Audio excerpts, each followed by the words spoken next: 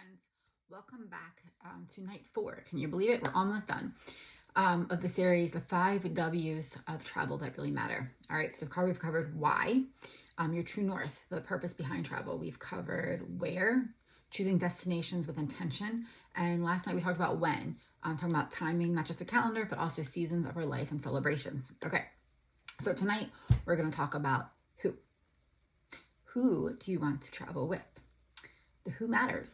Have you ever noticed that the same trip can be amazing or miserable depending on who you're with, right? A friend who laughs with you makes the journey joyful. A spouse or child who shares the experience with you deepens the bond that you have together. But even traveling solo can bring you closer to yourself. So, because the truth is, travel is more than destinations, more than places, it's people.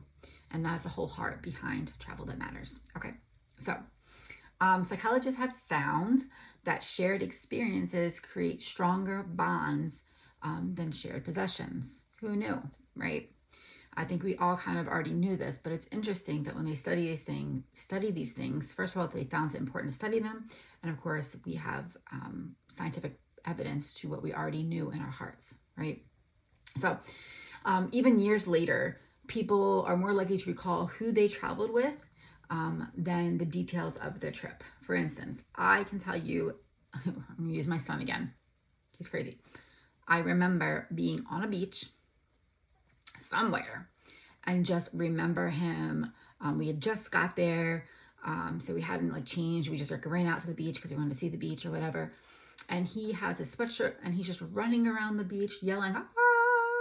And swinging his sweatshirt around. And he takes off running down the beach, up the beach, and just going ballistic. And we're all laughing hysterically at him because he'd been sitting in the car for I don't even know how long, because I don't remember what beach we were at. Point being, I remember that moment in time. I remember my son running around like a little banshee, screaming top of his lungs because he's so happy to be there, even though I don't remember exactly the where. Okay, so it was a beach somewhere probably between New Jersey and South Carolina, but I don't know. Anyway, so we can recall those moments in time with people, and we have those memories are locked into our nervous system, into our brains, are anchored in more than details of the actual trip. That's the point. Traveling with others builds strong relationships, especially when you face challenges together. I'm sure we all have fun travel stories about facing challenges. You have shared stories, like we can all sit down and remember that time when da da da da da, becomes part of your family language and part of your what's the word I'm looking for? Not like secret code, but like an inside joke, but it's just, like your family, you can say one word and like everyone starts laughing because they remember that moment in time, right? Or it also creates lasting connections. That these moments create belonging, and they create legacy. There's no doubt who was there in that moment, who belongs to that story and to that memory, and to that family. All right, so I love this quote by Tim Cahill. It says, "A journey is best measured in friends, not miles." And when I say friends, I imagine that includes my family as well. So, but isn't that true? That it's not the miles or even the map, but it's the faces, the laughter, the memories, the moments, and even, when you have struggles that you can later laugh about, right? These are stories that stay with us. In my family, some of our favorite trips aren't remembered because of the destination. It's because of the people, like I mentioned earlier.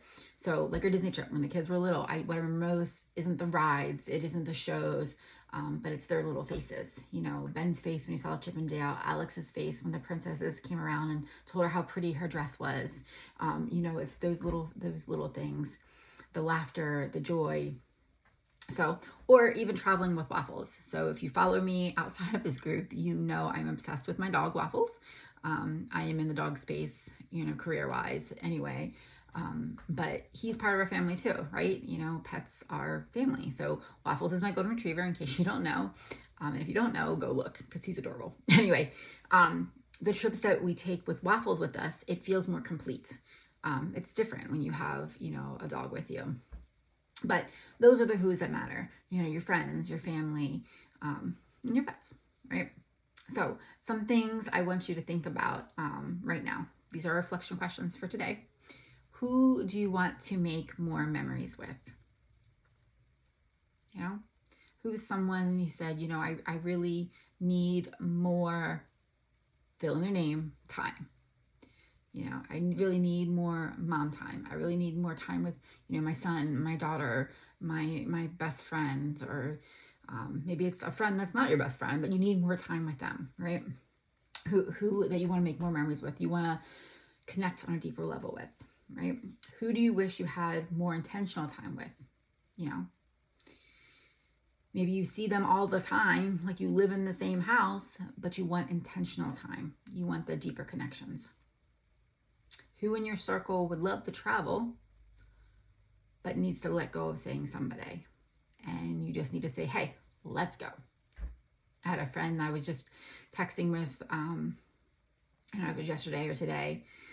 We had to rearrange our lunch plans for Friday. And she's like, I'm so sorry. You know, I need to reschedule for this reason or that reason. I'm like, I understand. Now you just owe me a beach trip. You know, it's like, she's like, that sounds great. I don't know when I can do it, but let's do it, you know? So who might stretch you? Who might help you grow? Who might make you laugh more? Who might get you out of your comfort zone and try new things? You know, we all have those friends that we love, but are challenging on different levels because, you know, they're maybe more adventurous, and, you know, maybe it's things that they do. Maybe it's food that they eat. You know, maybe they're all about trying new cultures where you're like, oh, I'm going to the beach again for my vacation, you know, at Ocean City or whatever. You know, who are those people that are going to pull you out of your comfort zone, but give you a sense of safety at the same time because they're there with you, right? So if I have a friend that has been to a destination that I've never been and I want to go and I'm scared to go, like, that's the friend that I want with me, because she's going to know the things that I need to do, the things that I shouldn't do, and the things that I need to plan for. Even if she's not on the physical trip with me, she's going to be the one that I need to contact, right? Is there someone that you've always dreamed of gifting a trip or an experience to, right? For me, this is my parents. One year for Christmas, we gifted my parents who don't travel at all. So for them, the gift of a weekend getaway to a beach that is, you know, a few hours from their house, it was very rewarding for me to be able to gift that to them. You know, it wasn't a big fancy trip, but it was just to get them out, get them experiencing something. Like, I know my mom loves the ocean and the beach. She's very drawn to it, but she's only been there a few times in her life. So to be able to get her there, that was great. Or even tickets, you know, tickets to go see a show or go see a play, instead of, you know, a wrapped gift of whatever item you would give them. I don't know, but that's something else too, to think about, because we like experiences, and experiences and travel doesn't always have to be a week away. It can be a weekend, it could be a day trip, it could be, you know, tickets or, an adventure. Like, there's so many ways that this could come to fruition in your life. So all that to say, who can you think of that you would like to gift that type of thing, experience, trip to, right? Yes. Application. In the Travel Smarter method, we encourage you to match your who with your why. If your why is connection, pick the person who you want to connect with, right? Pick the people who matter most to you, all right? Plan with your who in mind, trips that fit everyone's energy and everyone's needs. You know, if you have, you know, a friend that is 100% bookworm, homebody, never gets out, and you want to take them on a trip, maybe skydiving isn't the first activity that you want to do, right? So we do want to grow and explore, but baby steps, right? So keep the people in mind that you're traveling with. And food too. Like, my sister-in-law is a vegetarian, so, you know, if we're going out to eat, we're going to think about her. You know, oh, does this restaurant have options? And by options, I don't mean one menu item that would be available for her, right? Invite. Always want to invite people. Don't pressure them. You know, we can't push people out of their comfort zone. We want to pull them, invite them gently, encourage them. And sometimes that just means if you just need to go on yourself and make new friends, and that's okay. So, but use travel as a way to connect and reconnect with the people that you love. It's a great way to do it. And that's, again, why trips matter. All right, so hopefully you've seen the theme here that we've run through with the Travel Smarter method and why trips matter. That it's not about just booking a plane ticket to go to Cozumel and just be there and then come home and, whatever. We're planning intentionally, we're creating memories, we're creating trips that matter with the Travel Smarter method. All right. Oh, one other thing before I forget. One of the things that I love about the platform that I use is that you can actually share a guest pass with people and then say, hey, come experience this with me. Check it out, whatever. So if you would like to take a peek at that, just let me know. I'll get you one.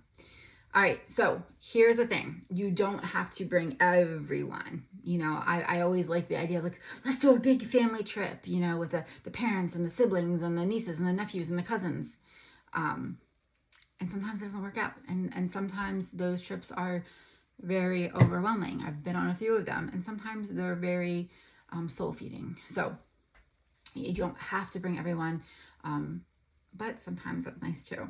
And that's okay if they can't come. We haven't done that in a long time since our kids were little. But do be intentional about your who. Because at the end of the day, it's the people you travel with, not the miles you travel, that create the stories that will stick with you forever. All right, so what I want to hear from everybody today is, who do you want to take a trip on? Oh my goodness. Who do you want to take a trip with? Okay. If they're not in the group, tag them. Send them a message saying, hey, check out this group. Let's go. All right. We want to and bring all of our people in here so that we can all catch the vision of trips that matter. All right. So 1, who do you want to travel with? I just forgot what I was saying. And number 2, who have you traveled with in the past that made that trip special? So we're going to share both those names, and we're going to tag them and write them in. And I will see everybody tomorrow for our next 5 W's of why trip matters, travel matters.